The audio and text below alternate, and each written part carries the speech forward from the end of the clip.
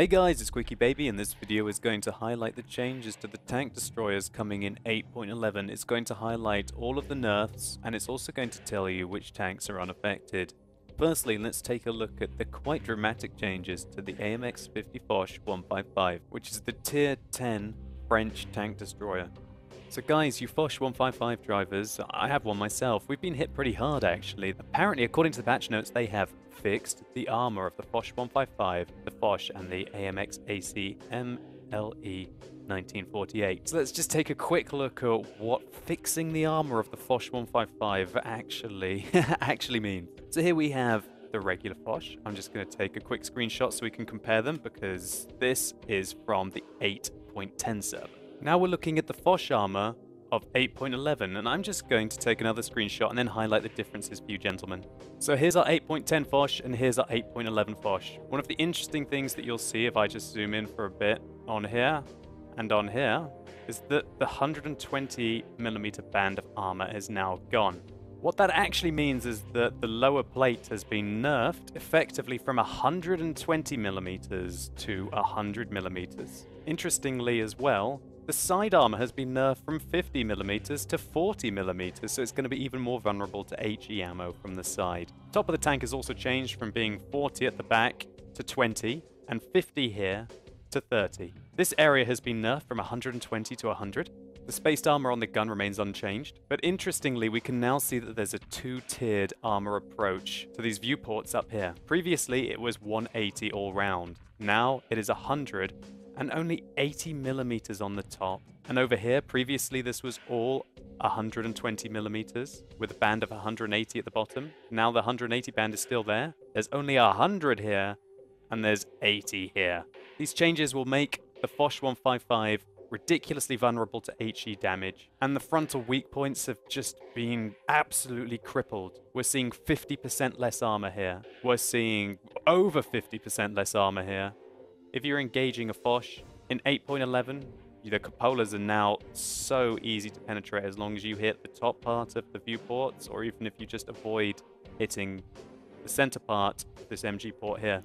But even the center part of the MG port is only 100mm, and it's very flat, meaning that's almost a guaranteed pen, a bit like an M48 cupola. The lower plate nerf by 20mm is also pretty brutal, and it's interesting that they would pick out the Foch 155 for such brutal nerfs without really targeting the other tanks. I personally feel that Wargaming need to be more upfront about when they released such vehicle balance changes. It's not a fixing of the armor, it's a massive nerf of the Foch 155 armor. So with regards to the Foch 155, there are two massive nerfs for this tank, simply massive. The engine power has now been reduced from 1,200 to only 1,000. Now this still gives it a fantastic horsepower to ton ratio, but you can definitely feel this change when playing the Foch, and it's much more challenging to be able to get up quickly to your 50km/h top speed limit. Looking at the gun, we can see that the alpha damage has been changed from 850 to 750, and there has been no rate of fire increase for the Foch. Also, the heat ammo has been nerfed to 395mm. Now we're going to look at the changes to all the other Tier 10 tank destroyers, starting with the American tank, the T10 The T10 E3 gun has been nerfed from 850 to 750, although it has received a slight rate of fire increase. This also applies to the T10 E4, that it has gained a rate of fire increase, but it has lost that 850 alpha damage. One of the biggest nerfs to any of the tanks is the Object 268. The Object 268 has had its track traverse speed decreased from 30 to 28. Its gun dispersion while moving has increased by 11%, which basically makes it less accurate immediately after it is finished moving. Also, the penalty from turning the tracks on the accuracy of the tank has been increased by 11%.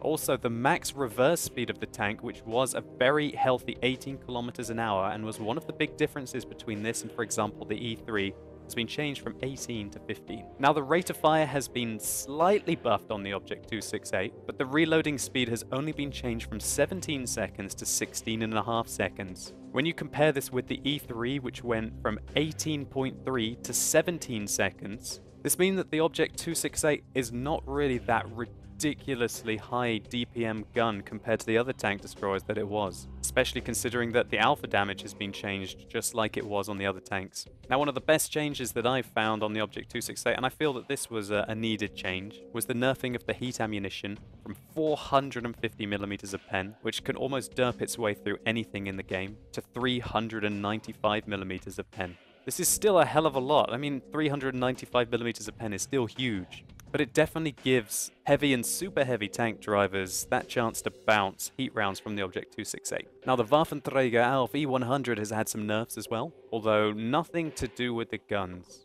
The nerfs are to the track traverse speed, which has been reduced from 30 to 26, and that's quite a lot of the maneuverability of the E100 removed. And the turret dispersion using the 128mm has been increased dramatically by 212%. Now, the turret dispersion using the 15cm has been changed by much less, although it still has been increased by 75%. And also the actual turret traverse of the tank has been changed from 24 to 22. What this means is that the Waffenträger Alf E100 will take longer to aim, but having played this tank myself on the test server, the 1.5 second aim time when you combine it with, for example, an enhanced gun laying drive still feels like nothing. And even if you drop the enhanced gun laying drive out, like what a lot of people will do, and for example use binoculars, or some people like to use a super heavy spall liner, your aim time is still fantastic, and it's a much needed balance change, because previously the Waffenträger barely had to aim at you for more than a split second before it could very accurately fire at your weak points. What this basically means is that the only tank destroyers that maintain their current performance are the FV215B183 and the Jagdpanzer E100. Now, I think in the future the FV215B183 will be in line for a Hesh nerf. I feel that the tank is fairly balanced, apart from the fact that its Hesh ammunition is just ridiculously high alpha damage. I think that all these changes really benefit the Jagdpanzer E100. The fact that it's just got that so much more alpha damage compared to the other tanks, and the fact that some of them, such as the Object 268, have had their heat rounds nerfed, means that its armor now may count for more against tanks that are willing to fire premium rounds at you. Now, what do I think about the 850 to 750 change? Well, overall, it's just a nerf to everything apart from the FV215B, the Jagdpanzer E100, and the Waffenträger Alf E100. Those three tanks retain their DPM, while the others will have significant hits. It will make massive changes in the gameplay. Previously, for example, heavy tanks or medium tanks might be able to shoot a tank destroyer 2 or 3 times for every time they fire back at them. Now the game has changed, so to say, and you might only be able to shoot them twice.